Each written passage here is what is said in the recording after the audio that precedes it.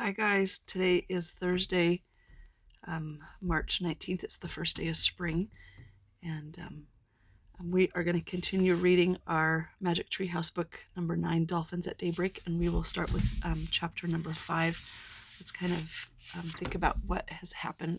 I found the clue. Remember, they're supposed to be finding some clues, and this is their clue that they have to find in this book.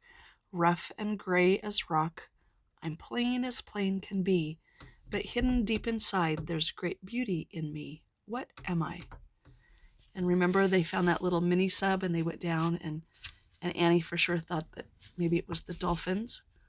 But remember, and then Jack reminded her that dolphins aren't rough on the outside, they're really smooth. So let's read chapter 5. It's called Two Eyes, and see what we can find out. What's a ship log? Said Annie. It's a diary of an ocean trip, said Jack. He peered at the computer screen and read a log entry. Monday, July 5. Hey, that was just last week, said Jack, and he read further. Collected rock and shell samples. Mapped ocean floor. Found tiny cracks in hull. This is just like your notebook, said Annie. Yeah, the oceanographer was writing notes on the computer, said Jack. Jack and Annie read further. Tuesday, July 6. Crack has widened. Must return to reef soon. A crack? Where? Said Annie. I don't know, said Jack. He read further. Wednesday, July 7. More tiny cracks. Cannot be fixed. Heading back to reef today. Uh-oh, that doesn't sound good, said Jack. He read further. Thursday, July 8. Defective sub. Return to reef. Leave for helicopter to transport to junkyard. Defective means broken, right? Said Annie. Yep, said Jack. So this sub is broken, right? Said Annie.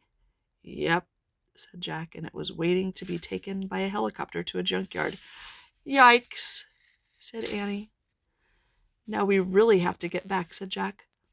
Let's try pressing the wave picture, said Annie, and she pressed the wave picture on the computer screen. The mini sub began to rise slowly. Oh, good, said Jack. The sub went past a small coral mountain. It went past schools of fish and waving plants. Oh, gasped Annie. Jack gasped too. Two eyes were staring out from behind a giant sea plant. They looked human, except they were as big as golf balls. The sub moved past the giant plant. Oh, Jack breathed a sigh of relief. What? Who's... sputtered Annie. Don't ask, said Jack. They stared back at the plant. Just then, a long arm came out from behind it. And then another arm came out, and then another, and another, and another, and another, and another, and another. Jack and Annie stared in horror at the giant octopus. It's coming after us, said Annie. Slowly the octopus crept through the water. Its eight arms reached for the mini sub. That's the end of chapter 5.